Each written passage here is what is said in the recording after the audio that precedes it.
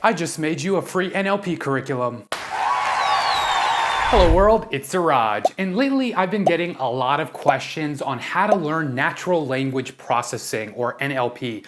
So I've personally designed a free, up-to-date curriculum to help anyone learn it as efficiently as possible.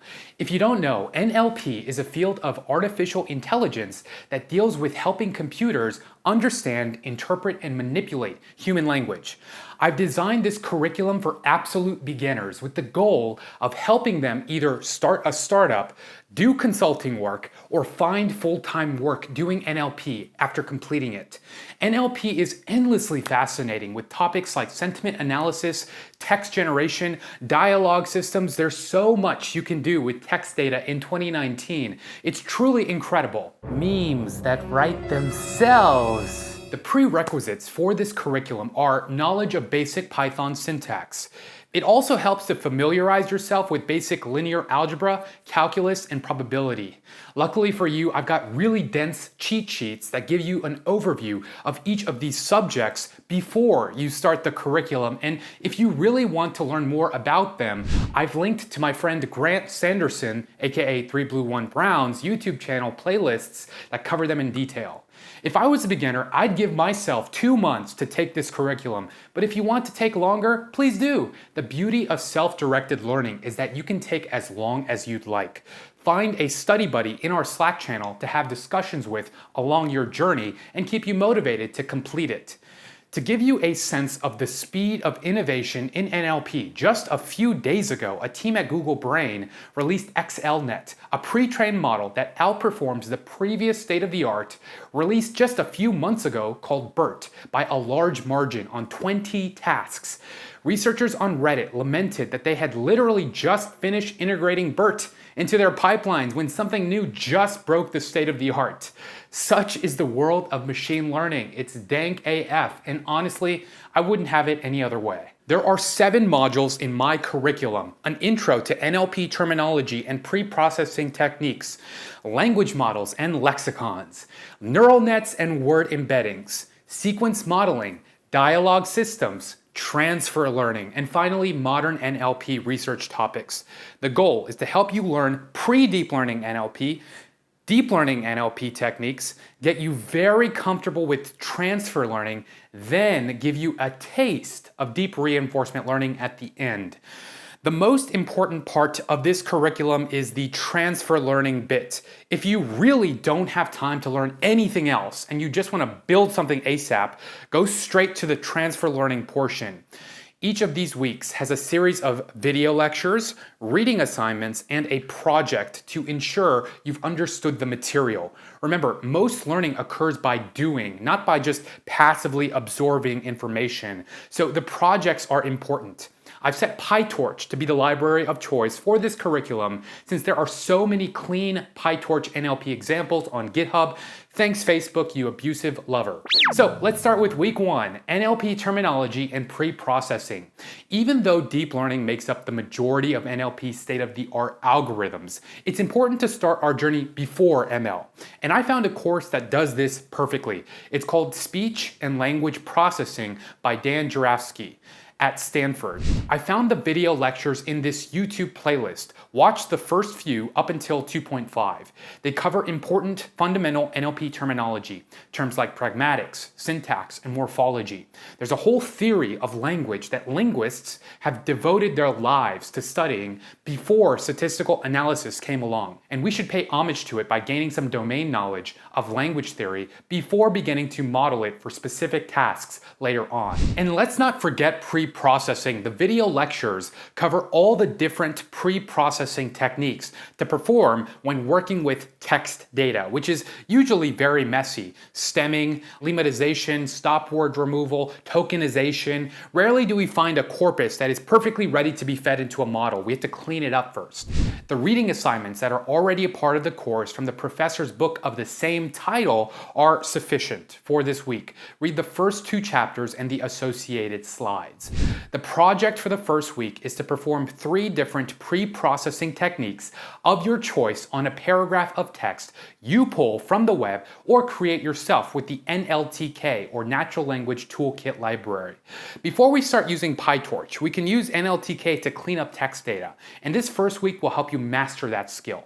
Now on to the second week, language models and lexicons. Don't worry, deep learning is coming, but there are still decades of research in NLP that have nothing to do with deep neural networks that researchers have been using that we should learn about. It's important to understand our history in order to figure out where we want to go next. A statistical language model is a probability distribution over a sequence of words.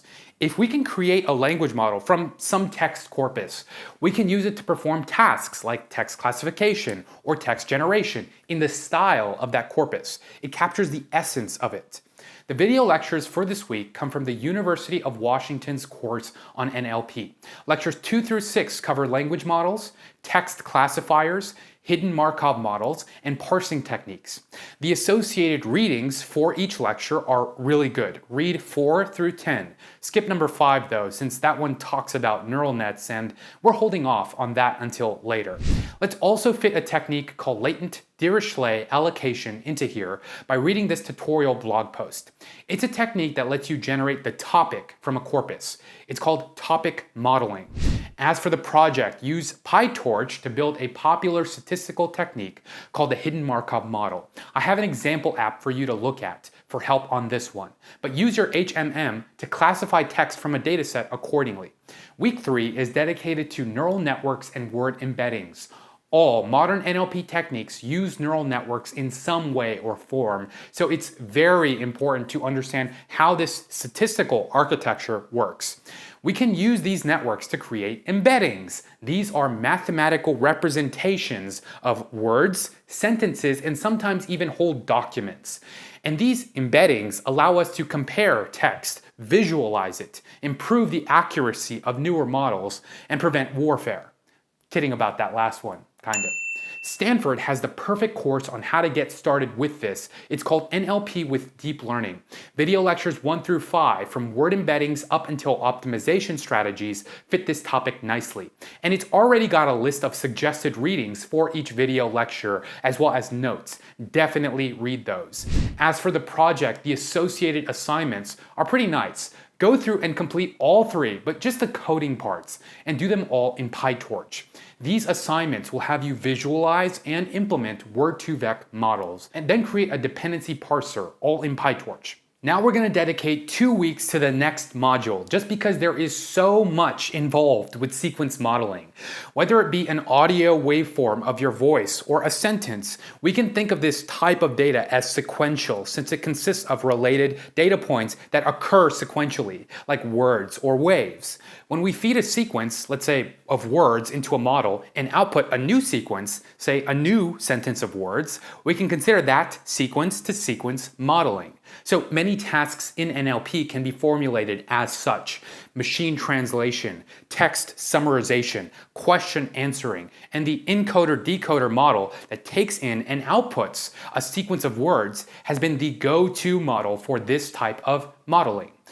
There are many variants of sequence-to-sequence models out there, and all sorts of techniques, like how to apply attention to certain layers with papers like Attention is All You Need, and all sorts of variants of recurrent neural networks like LSTM and GRU networks. Week 4 of this Coursera course on NLP covers all sorts of sequence modeling techniques, particularly machine translation. For the reading lectures, check out Chapter 10 of the Deep Learning book by Ian Goodfellow on sequence modeling. Also, I wanted to fit deep semantic similarity models into here as well. They are able to model how similar 2 text strings are and have a wide variety of use cases in popular tasks. This blog post will bring you up to speed pretty fast on this. Now, the bulk of the work from this week will come from the project. Using the popular Movie Lens dataset that contains movie dialogues in PyTorch, build 2 different models: a text summarizer and a question answering system. Yes, deep learning requires GPUs. It's okay if you don't have one. Just do it in a web browser with Google Colab with their free compute. This is a crucial project. The reason it's important to implement recurrent sequence models using PyTorch for these tasks is so that you have a deep appreciation for the state of the art today in sequence modeling, which actually has nothing to do with recurrent network variants. Today, it's all about the transformer model. And yes, we'll get to transformers, but first, we need to move on to the next week, dialogue systems like Alexa, Google Home, and Siri. This is the study of how humans interact with machines and all the different ways we can architect these types of dialogue-based systems. The last week of the same Coursera course called Dialogue Systems has the perfect set of video lectures for this, covering different dialogue system designs that help classify user intent and send the appropriate response or follow-up question to the user. This is an active area of research. Google recently demoed its Duplex product that was able to automate a phone call with a human in a surprisingly realistic way. For a client, I'm looking for something on May 3rd. Sure, give me 1 second. What? What? For reading assignments, chapter 24 of the Speech and Language Processing book will do great. And there's one project here. Create a dialogue system using PyTorch that enables someone to check the weather. That means it has to take context into account. Each question depends on the previous response text. Now on to week 6, transfer learning. This is the most important week. In fact, if you really wanted to get started with NLP, like make something impressive in just a few hours, just start here. Recent models like BERT are all free for anyone to download and use in their app as a starting point for training on a specific task like sentiment analysis or text generation. I have a great video on how BERT works both theoretically and in practice in the form of an app. I also have a video on GPT-2. These models are generally all variants of what's called the transformer network, the architecture that's now used by all the major research labs instead of recurrent networks for sequence learning. That's huge, and it's not yet a part of any major curriculum because it's so new. I've got some great reading assignments for you on this front. Sebastian Reuter has a great blog post on why NLP just had its ImageNet moment and what that means, and 2 other blogs that describe in technical detail how the transformer network works in the context of all of these different pre-trained models. I've also got this giant list of PyTorch pre-trained examples. Your project for this week is to pick 2 of these models and use them both for sentiment analysis for product reviews, which will involve transfer learning. Get used to the idea that you have to retrain an existing giant model on some data specific to your task. This process is much faster than doing it from scratch. Now, on to the last week, modern NLP research. So first, let's just get this vision language hybrid model thing out of the way. By that I mean anything having to do with translating between an image and text, image captioning, visual question answering, or even text to image. This involves combining sequence models with convolutional nets, and Module 6 of this edX Microsoft course will give you some great video lectures on this. Now, onto deep reinforcement learning. This is pretty experimental. First, check out this hilarious yet educational blog post by Yoav Goldberg called An Adversarial Review of Adversarial Generation of Natural Language. He's basically saying that you can't just throw some hot new technique like adversarial networks at a problem that requires a deep understanding of language theory and expect it to beat the state of the art. With that being said, there is interesting work being done applying DeepRL to language. This Carnegie Mellon lecture will give you a great primer, and so will Module 5 of that same edX course. Reinforcement learning applied to static text data is really interesting to me because it's usually applied to scenarios where time is a crucial element, like games, real-world supply chains, or sensor data. There's a policy gradient model that's used for text summarization I found implemented in Tensorflow. The last project is to merely re-implement that in PyTorch. This will enable you to more fully grasp this concept of combining the function approximation capability of deep neural networks with reinforcement learning's mathematical framing of a time-based continuous environment to more efficiently solve an objective function. And that's it. After finishing this curriculum, I want to see you do one of 3 things using your NLP knowledge. Start a startup, start consulting, or find full-time work. Knowledge and action are inextricably connected, so act. Use your knowledge to act in this world for the betterment of your own life and the lives of others. In this way, AI technology will help you find happiness, wealth, meaningfulness, and inner peace. I hope you found this video useful, and if you did, please click the red subscribe button. Good luck, wizards. I'm rooting for you.